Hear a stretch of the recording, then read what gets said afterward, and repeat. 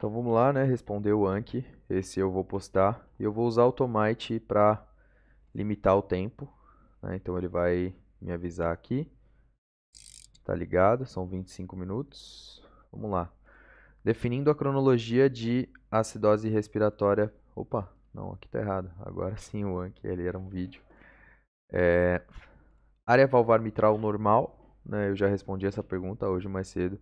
Então, é de 4 a 6 centímetros quadrados e eu vou ter sintomas no paciente que tem estenose da mitral menor do que 2,5 centímetros, né? Então, geralmente ocorrem sintomas quando menor que 2,5 centímetros, 4 a 6 centímetros. Um dia, qualquer substância absorvida pelo intestino irá, antes de chegar na circulação sistêmica, passar pela circulação portal hepática, né, para fazer efeito de primeira passagem. A presença de fezes e flatos por mais do início do quadro de obstrução intestinal sugere oclusão parcial por mais de 12 horas, né? Porque eu vou ter peristalse de luta em até 12 horas, então se eu tiver fezes e flatos, quer dizer que eu ainda tenho passagem, né? Então 6 a 12 horas aí, 12 horas é o limite. Antes disso, pode ser uma pseudodiarreia ou eliminação do conteúdo distal ao ponto de obstrução. A hemofilia A é deficiência de qual fator da coagulação? Fator 9, né? Fator 9. Errado, fator 8. Hemofilia B, então, fator 9. Hemofilia A, fator 8, né? O A vem primeiro, então é 8. O B vem depois, então é 9. O jeito mais fácil de guardar essa associação é o seguinte: a hemofilia A é a primeira letra do alfabeto, logo representa o fator que vem primeiro. E é decorrente da deficiência do fator 8. A hemofilia B, segunda letra do alfabeto, logo representa o fator que vem depois. Fator 8, fator 9. Vasculites de vasos de médio calibre, né? Vasculites de vasos de médio calibre, arterite de células gigantes, Takaysu, imagino, médio calibre, e vamos ver, né? Eu não estudei de fato reumato ainda. Poliarterite nodosa clássica e Kawasaki. Nada a ver as duas respostas que eu dei. Faz bastante tempo que eu não respondo essa pergunta. Sopro clássico da estenose aórtica né? Então, se eu tiver estenose aórtica no momento da ejeção, que vai ser o momento da sístole, eu vou ter esse sangue passando e fazendo ruído pela aorta, né? Pela válvula aórtica, então é um sopro sistólico e ele é mesosistólico, tem um clique de ejeção, né? Então eu começo ali, eu abro a válvula, mas abro ela parcialmente, esse meu sopro levanta e depois ele cai, né? Então mesosistólico ejetivo em formato de diamante, e aqui eu tenho, ó, a aortic stenosis, dá para ver aqui o tipo do sopro, né? Que é esse aqui. E aí paciente com icterícia crônica idiopática, hepatócito conjuga a bilirrubina, mas não consegue excretá-la para a bile. Assintomático. Ao exame físico, hepatomegalia discreta, enzimas hepáticas normais, coproporfirina urinária tipo 1, alta e tipo 3 baixa. A biópsia, veja o pigmento escuro na região centrolobular. Aqui, observando esse pigmento escuro, eu posso pensar em Dubbin-Johnson, mas é mais porque eu gravei de fato, né? Eu não estudei exatamente essa aula, eu gravei essa informação de que eu tenho,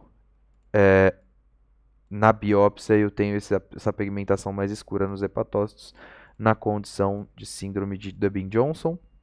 O paciente chega ao pronto-socorro com palidez intensa, astenia e mau estado geral. Não tenho outras reclamações. História de cirurgia bariátrica. Hemograma mostrando anemia hipocrômica microcítica, moderada com anisocitose, leucócitos normais e plaquetas discretamente aumentadas, né? Então eu tenho uma medula tentando produzir ali, só que algo está acontecendo e minhas células estão saindo pequenas. Estável hemodinamicamente, com base na tabela descrita, qual a principal hipótese diagnóstica e conduta indicada, né? Então a gente está falando aqui de um paciente que fez cirurgia bariátrica e agora deixou de absorver certo nutriente e não consegue mais produzir as células como deveria, né? Se a gente estivesse falando de anemia megaloblástica, eu teria uma célula maior, né? Poderia ser sim hipocrômica, mas não microcítica, ela seria macrocítica, a célula sai um pouco maior. Então a gente está pensando mais em anemia ferropriva. E aqui, só para pensar, né? Então, anemia ferropriva, eu tenho 3 opções aqui. Anemia ferropriva, transfusão de hemácias concentradas, não faz sentido, né? Meu paciente está bem, ele só está com leseira, né? Mau estado geral. Anemia ferropriva, reposição oral de ferro, não faz sentido porque eu fiz cirurgia bariátrica. Esse paciente provavelmente está comendo bem, ou possivelmente está comendo bem, só que ele não absorve o ferro por via oral. Então, vou fazer anemia, eu vou responder B, anemia ferropriva, reposição parenteral de ferro, né? E essa é a resposta correta. Etiologia mais frequente de estenose tricúspide. Estenose tricúspide. Bom, etiologia mais frequente de estenose tricúspide, esse é um raciocínio que tem que ser feito. No cardiopatia reumática, talvez eu tenha mais uma estenose mitral, né? Estenose tricúspide talvez eu tenha na hipertrofia de VD. Será que é isso? Não, estenose tricúspide, degeneração calcífica, cardiopatia reumática crônica, né? Frequentemente associada à estenose mitral, mas mesmo assim, ainda assim, né, a febre reumática sendo a principal causa de estenose tricúspide também, né? Então, disparadamente vai afetar mais a mitral, mas eu vou ter como etiologia mais frequente de estenose tricúspide também a cardiopatia reumática. Essa a gente errou. Causa de sopros protossistólicos. Causas de sopros protossistólicos. Então, é no início da sístole. No início da sístole, eu posso ter um sopro que seja de estenose mitral, de estenose tricúspide, ou eu posso ter um sopro que seja de insuficiência, estenose mitral, estenose tricúspide, não, estenose aórtica, estenose pulmonar, ou insuficiência mitral e insuficiência tricúspide, né? Insuficiência mitral aguda, insuficiência tricúspide aguda, comunicação interventricular com hipertensão arterial pulmonar importante, mas insuficiência mitral aguda, insuficiência tricúspide aguda vão fazer mais sentido. A gente está falando de sopro protossistólico bem no início, desde o início da sístole, e o que me sugere, né, que o raciocínio que a gente deve fazer nesse sentido é de que quando o sopro for mesossistólico, a gente está falando aí provavelmente de estenose aórtica e estenose da válvula pulmonar. Essa eu vou colocar como difícil. Paciente em parada cardiorrespiratória com turgência jugular, desvio de traqueia, pensar em pneumotórax hipertensivo, né? Paciente parada cardiorrespiratória quer dizer que eu tenho provável choque obstrutivo nesse raciocínio. Turgência jugular, o sangue não está passando para o meu ventrículo, porque os grandes vasos estão sendo comprimidos. E desvio de traqueia, puxa, desvio de traqueia é um balãozão que está inflando por fora do pulmão. Então, pneumotórax hipertensivo, proceder imediatamente com punção de alívio. E aqui o alívio deve ser feito também no quarto e quinto espaço intercostal. Isso mudou na 10ª edição do ATLS. Então, quarto e quinto espaço intercostal para crianças e adultos, anterior à linha axilar média, entre as linhas axilar média e linha axilar anterior, quarto e quinto espaço. Mecanismo de ação do cloranfenicol. Cloranfenicol, acredito que o mecanismo de ação seja pela subunidade 50S, né? Então, liga-se a subunidade 50S, e aí, se ligar a subunidade 50S do ribossomo, eu vou ter como resultado o meu... vou abaixar um pouquinho o volume. Vou ter como resultado a minha bactéria não conseguindo mais produzir o meu micro-organismo ali, né? Não conseguindo mais produzir suas proteínas, né? Então inibe a síntese proteica e é um bacteriostático, e aí eu dou tempo para o meu sistema de defesa ir lá e acabar com esse micro-organismo. Mulher de 60 anos, refere aumento do volume na região inguinal direita após iniciar a aula de pilates, certo? Mulher de 60 anos. Ao exame físico, o cirurgião percebe que a tumoração está abaixo do ligamento inguinal, Qual a classificação de Nihus e a técnica cirúrgica que deve ser utilizada na correção desta hérnia, né? Então, tumoração abaixo do ligamento inguinal quer dizer que eu tenho uma hérnia inguinal, uma hérnia provavelmente abaixo do ligamento inguinal, uma hérnia femoral. É isso que a gente está falando? É disso que a gente está falando? Não sei se é isso. Né? Uma hérnia femoral ou uma hérnia femoral, será que é isso? Então, eu estou falando de 4 e Liechtenstein. Eu sei que para correção de hérnia femoral, McVeigh é mais relevante, né? Eu não me lembro mais essas ideias, mas aqui a gente vai conseguir ver melhor. Então, alternativa D é a correta, de acordo com a classificação de Nihus. A femoral é descrita como 3C, ver tabela abaixo, né? Então, aqui, tipo 4 é hérnia recidivada, né? Então, tipo 3, tipo 3A, hérnia direta, tipo 3B, hérnia indireta com alargamento do anel interno e destruição da parede posterior, e tipo C, hérnia femoral, né? E aqui eu tenho garantido um defeito na parede posterior. Então, em hérnia femoral, eu tenho garantido um defeito na parede posterior e eu não preciso que a questão me descreva esse achado, né? Então, errei essa questão, claro. Lógica do procedimento, colocação do tubo de drenagem torácica, são 15 passos, eu vou tentar citar a maior parte dos passos que eu puder. Então, vamos lá, né? No primeiro momento, o que eu vou fazer com o meu paciente? Tubo de drenagem torácica, né? Então, num primeiro momento, eu vou estabelecer qual que é o... Vou fazer a lavagem nas mãos, com certeza, né? Me paramentar, né? Então, estando paramentado, eu vou avaliar o paciente, colocar ele numa posição correta, talvez com a mão atrás da cabeça, e vou definir qual que vai ser o espaço que eu vou fazer essa punção, qual que vai ser o espaço que eu vou acessar, fazer a inserção desse tubo de drenagem, né? O lugar, por convenção, vai ser no quarto, quinto espaço intercostal, entre as linhas axilar média e axilar anterior, né? Então ali eu vou marcar, vou fazer uma marcação nesse ponto. Num segundo momento eu vou precisar fazer a degermação do ponto, né? Com clorexidina, provavelmente. Colocação do campo, né? Então eu vou fazer colocação do campo estéreo. Num segundo momento vou depois da colocação do campo estéreo, eu vou fazer anestesia, né? Então, vou fazer anestesia em 3 pontos. Vou fazer na pele, no tecido celular subcutâneo e na região da musculatura, né? No periósteo também. Então, vamos ver como que vai ser a descrição aqui da minha pergunta. Certo? Então, agora fiz anestesia, posso fazer incisão. Vou fazer uma incisão de 2 a 4 centímetros exatamente na borda superior da costela inferior, né? Então, estou no quarto, quinto espaço intercostal, borda superior da costela. Vou fazer a incisão. Com o dedo eu vou pesquisar, né? Com o dedo ou com a pinça Kelly eu vou abrindo, vou divulsionando os tecidos até que eu perfure a pleura parietal. Né? No momento em que eu perfuro a pleura parietal, eu insiro o dedo e rodo um pouco para ver se eu não tenho aderências, certo? Então, verificado que não tem aderências, eu vou clampear o tubo, ou já deixei este tubo clampeado no momento anterior, vou clampear as duas pontas do tubo, né? Vou clampear exatamente depois das fenestras e vou clampear na ponta distal do tubo, certo? Vou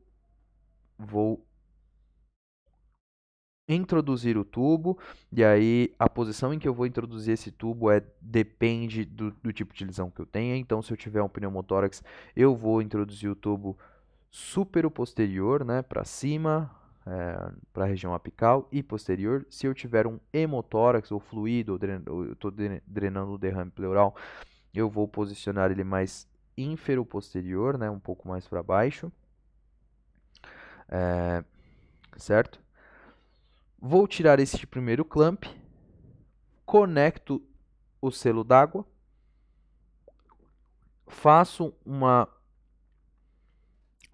sutura, né, com ponto colchoneiro, né, aquela que eu vou dando voltas no tubo e pegando a pele dos dois lados em relação ao tubo, certo? Vou colocar proteções, né? Vou colocar gás e apósitos e, e para proteger de fato ali o ponto em que eu fiz a incisão. E vou conectar o tubo e espero observar o movimento da água, né? Seja com bolhas ou seja o aumento do nível da água ou a presença de sangue. Então, paramentação, eleger local, desinfecção com iodo povidona ou clorexidina, preparar e colocar campo estéreo, anestesiar zona 3 pontos, pele, tecido celular subcutâneo e periósteo, incisão da pele e tecido celular subcutâneo, dissecção dos planos musculares, penetração no espaço pleural com o dedo ou QL, explorar o espaço, colocar o tubo clampeado, póstero-basal para hemotórax, póstero superior para pneumotórax, conectar ao selo d'água, fixar no tórax, ponto contorneiro, colocar curativos, radiografia para controle aqui, esse é um ponto importantíssimo, né? Eu coloquei, e aí? Eu preciso dar uma olhada na radiografia, o que está acontecendo com o dreno que eu acabei de colocar, certo? Esse aqui já respondemos, né? 3C e McVeigh. Aqui também já respondemos, que é Dubin Johnson. Vasculites de vaso de médio calibre. Então, mais uma vez, né, vai ser Kawasaki e PAN, poliarterite nodosa clássica. Comunicação interventricular gera sopro contínuo, gera sopro holossistólico e holodiastólico, está acontecendo nos dois momentos, né? Comunicação interventricular. Mas imagino que um sopro sistólico, protossistólico, holossistólico seja o mais relevante aqui, holossistólico mesmo. Então, em toda a sístole eu estou tendo um sopro. Sistólico mais audível na borda external esquerda inferior, holossistólico, rude e alto na comunicação interventricular pequena e menos rude quando a comunicação é grande, né? Faz sentido. O paciente refere dor constante na região inguinal direita, associada a náuseas nas últimas 24 horas. Ao exame físico, apresenta tumoração inguinal irredutível, distensão abdominal discreta e irritação peritoneal. Nessas circunstâncias, a conduta mais indicada é em realizar o que? Cirurgia, tomografia, repouso absoluto e hidratação, sedação inicial seguida de tentativa de redução, né? Então, aqui, se eu tenho irritação peritoneal, é sinal já é um sinal de complicação, né? Já é uma complicação, sinal de encarceramento. Eu não consigo reduzir essa tumoração.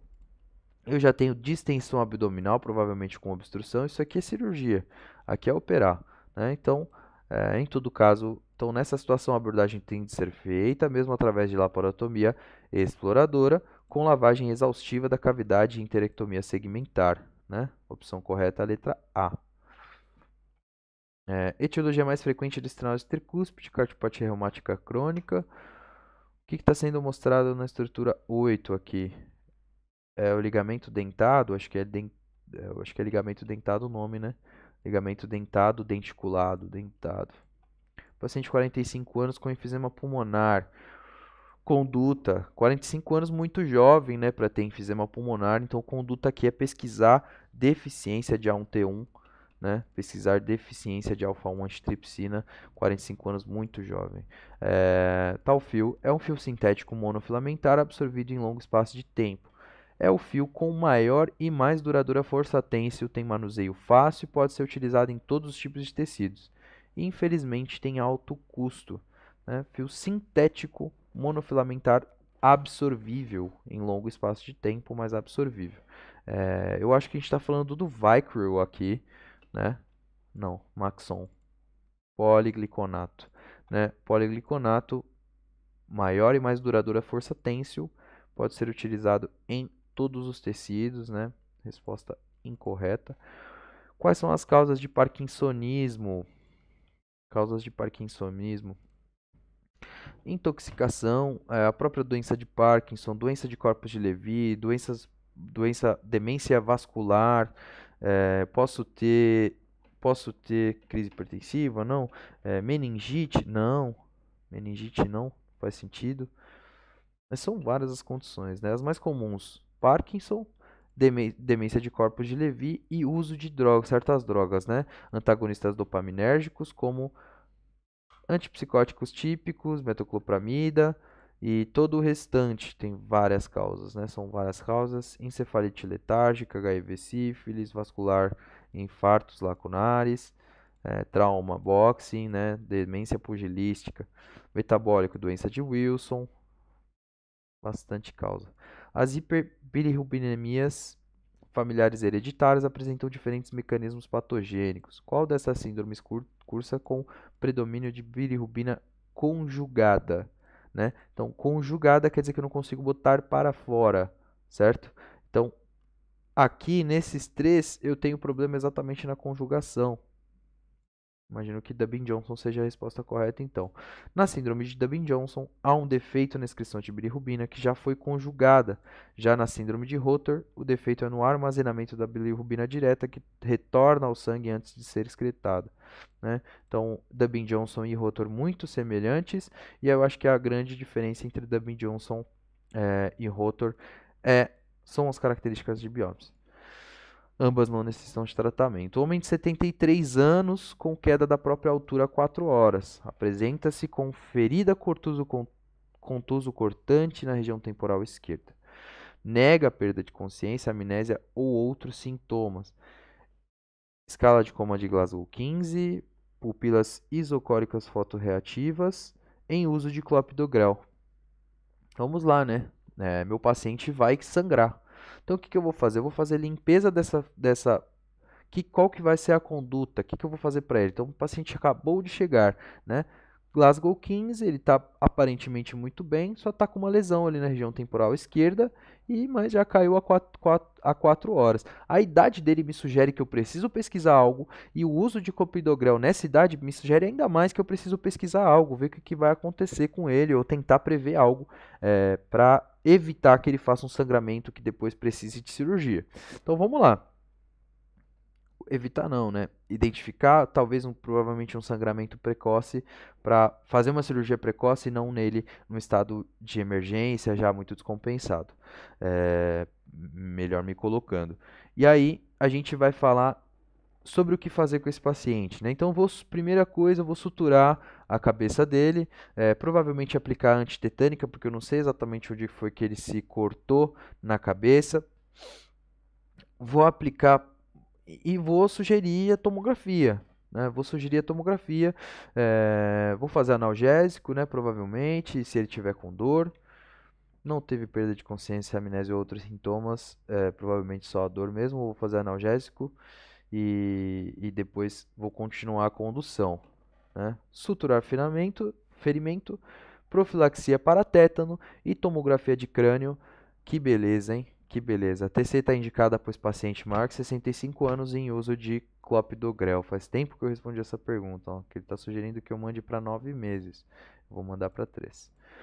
O uso é uma causa de hipertensão arterial secundária clássica em mulheres jovens. O uso de anticoncepcional oral, né? A associação com tabagismo aumenta de maneira consistente o risco cardiovascular. O diâmetro interno da traqueia é de pá nos homens e tanto nas mulheres. Aumenta 10% a inspiração e diminui 30% a tosse. Imagino que aqui é até 25 milímetros e aqui é até 21 milímetros. E eu acertei, né? 25 milímetros, 21 milímetros, mas é muito difícil citar um intervalo assim se você não for especialista. Principal agente de pneumonia atípica. Comente sobre o uso das penicilinas no tratamento desse agente. Principal agente de pneumonia atípica. A gente está falando de quê? Aqui, né? Principal agente de pneumonia atípica. Legionela, talvez? Né? Legionela, acho que é isso. Legionela, pneumófila e uso de penicilina no tratamento deste agente. Essa pergunta eu não sei responder, né? Não é legionela, nada a ver, né? Micoplasma pneumoniae. São totalmente resistentes a penicilinas porque não possuem parente bacteriana de glicopeptídeos, mas sim de esterol. Se utiliza eritromicina que atua na subunidade 50S, né? Essa é completamente errada. Aqui, olhando para esse paciente, ele tem Ehlers-Danlos ou Marfan? Ehlers-Danlos, né? Ehlers-Danlos.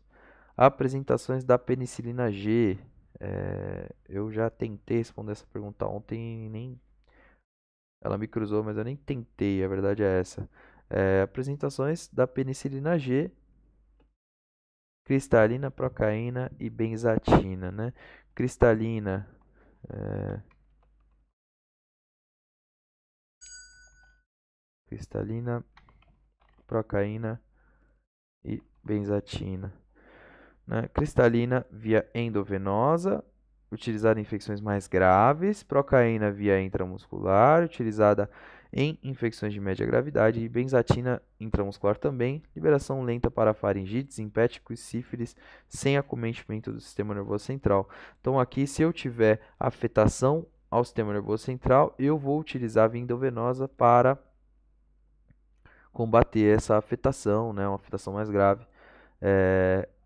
Vou usar a procaína intramuscular para afetações de média gravidade e benzatina intramuscular para afetações leves, né? Mas errei.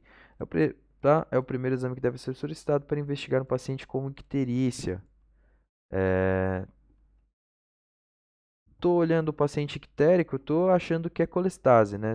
Estou achando que é colestase, eu vou solicitar a ultrassonografia. Consegue encontrar a causa de 95% das icterícias com bilirrubina total maior do que 10 gramas decilitro.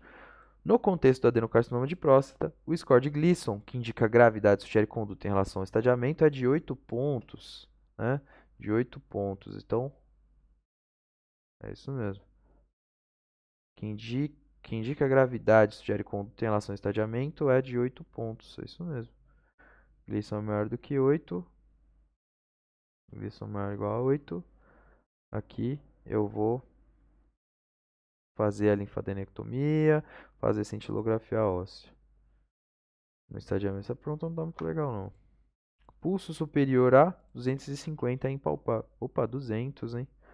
Opa, 200. Ilho biliar é... O que é o ilho biliar? O ilho biliar acontece quando eu tenho fístula, né? Duodenocólica. Duodenocólica? Não, duodenocólica não faz sentido. Fístula... Fístula desde a vesícula até o duodeno, né? Eu tenho a passagem de um lito e esse lito vai impactar lá embaixo no ilho, né? No meu esfíncter de Oddi? Não, esfíncter de Oddi não. Nada a ver. Na válvula iliocecal. Válvula iliocecal, exatamente. Então, ilho biliar é a obstrução causada por este lito lá na válvula iliocecal. Obstrução intestinal ao nível do ilho distal devido à fístula colecistojejunal ou colecistoduodenal, com passagem de cálculo que fica impactado no ilho distal aqui, né? Então, cálculo impactado no ilho distal forma para mim o ilho biliar, faz para mim o ilho biliar. Essa a gente já respondeu, né? Tá? São os principais diuréticos poupadores de potássio. Eu estou falando dos antagonistas da aldosterona, né? A espironolactona. E mais um poupador de potássio, espironolactona, eplerenona, triantereno, amilorida. Então, vou colocar como errado isso aqui também que eu errei. Esqueci o nome dos medicamentos, faz tempo que não estuda fármaco, né? Acho que essa última aqui. Critérios diagnósticos da asma segundo os achados na espirometria. Então, as ideias da asma que eu vou fazer espirometria no meu paciente, depois vou fazer espirometria outra vez após aplicar broncodilatador, né? E vou ver quais são os seus parâmetros. Então, se ele tiver uma melhora maior que 12%, maior que 200 ml, está confirmado. Se ele não estava em crise naquele momento, né? Eu preciso fazer esse raciocínio também. Então, o paciente não estava em crise no momento, eu vou estimular ele com dobuta? Não é com dobuta não que estimula. Eu não lembro mais. Dilatadora, melhor mais 200 ou mais 2% do valor pré-broncodilatação no VF1, certo? Provocativo, metacolina, estamina ou carbacol. Metacolina, estamina ou carbacol.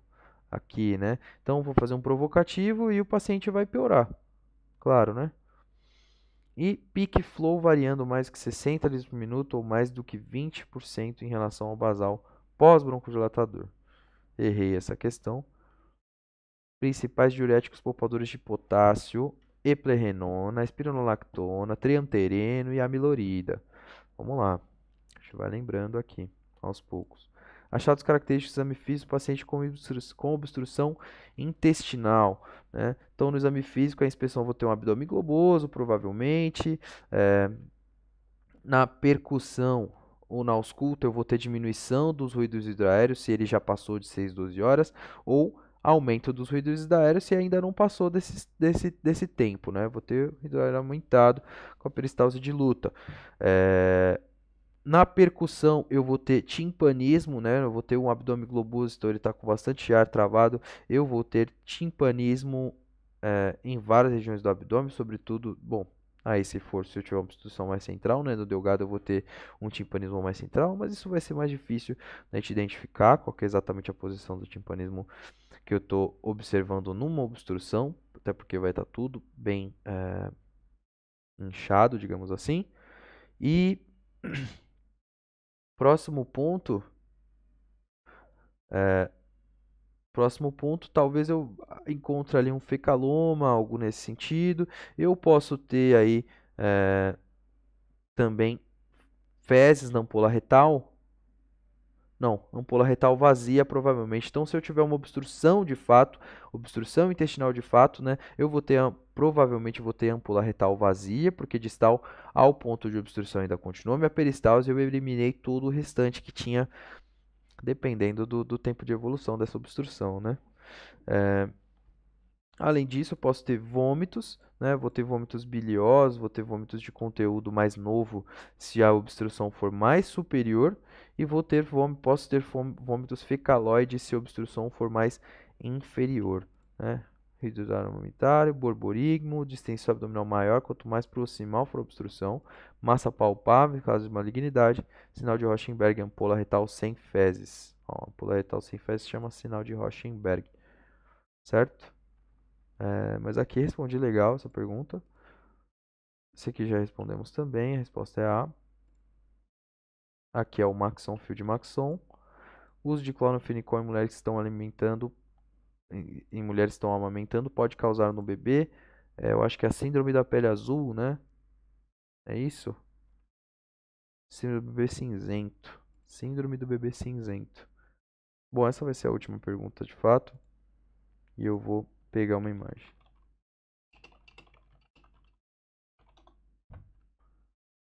Síndrome do bebê cinzento, né? Causada pelo uso de cloramfenicol. E agora olhando aqui na internet, parece que síndrome do bebê azul também encaixa, né? Síndrome do bebê azul também encaixa. Cloramfenicol. Vamos colocar aqui uma imagem do bebezinho que não está bem.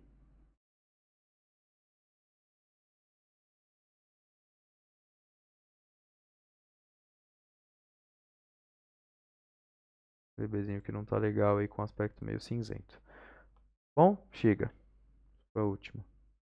Último, vai. Paciente com quadro de pneumonia em tratamento, evoluindo com febre e piora do quadro clínico. A radiografia de tórax evidencia um derrame pleural. Realizada a tórax-síntese diagnóstica com saída de secreção purulenta. Qual a melhor conduta? Tórax-síntese esvaziadora, DHL, glicose, pH, tomografia de tórax, ampliar o espectro antimicrobiano ou drenagem pleural em selo d'água. Tórax-síntese esvaziadora não faz sentido porque vai encher de novo. DHL, glicose e pH. Bom, já estou vendo, né? Meu paciente já tem sugestões clínicas de que isso é um empiema, né? Esse derrame pleural dele não é simplesmente derrame, né? A secreção é purulenta, né? O paciente já está em tratamento e o derrame pleural não faz com que ele precise de um melhor tratamento, né? Não antimicrobiano. Realizar tomografia no tórax, já consegui ver a imagem sem a tomografia, só usando a angiografia. Então, opção E, né, paciente com empiema pleural, pus na cavidade, decorrente de derrame pleural parapneumônico. O tratamento inicial neste caso é a drenagem torácica e selo d'água. Caso a drenagem mostrasse apenas líquido, sem pus, poderíamos aventar a possibilidade de presença de um exudato decorrente de um derrame parapneumônico. Neste caso, deveríamos solicitar... Bom, vamos lá. Caso a drenagem mostrasse apenas líquido sem pus, poderíamos aventar a possibilidade de apenas a presença de um exudato decorrente de um derrame parapneumônico. Neste caso, aí sim, solicitar dosagem de DHL, glicose, pH no líquido pleural, no intuito de se confirmar se realmente estamos falando de um exudato. Tá certo? Então, acabou aqui. Chega, deve ter umas 50 ainda para responder. Tem mesmo, é isso aí. Respondi 56, parece que foi 1 milhão.